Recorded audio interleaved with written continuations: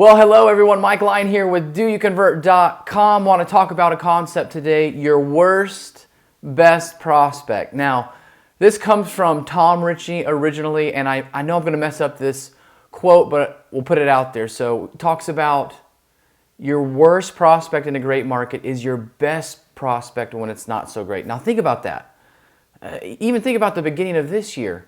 Blistering hot in many markets.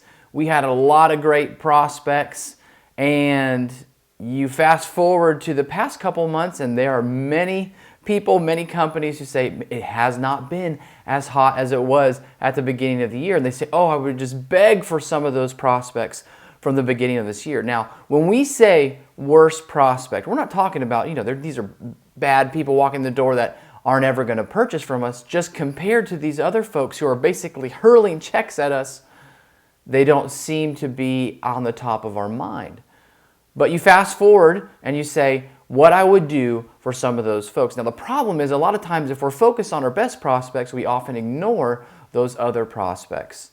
So I want to give you just a couple of tips to make sure that we're not ignoring them and turn some of our worst prospects into our best prospects. The first thing that we have to do is never assume.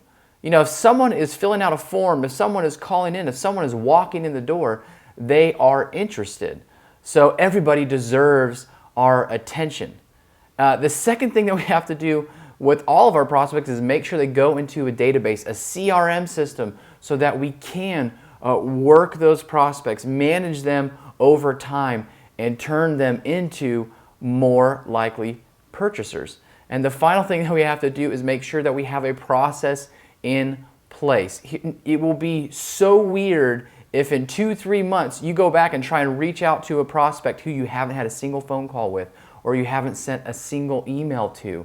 That is not going to work. You have to build up that kind of relationship so when they are ready to purchase, when they are ready, willing, and able, they think of you first, and you've earned the right for that second appointment. You've earned the right to have another conversation with them. So do your future self a favor. Start taking all of your prospects, even those who you might say are not as good as those who are signing contracts today, and put them on this process so we can turn our worst prospects into our best prospects.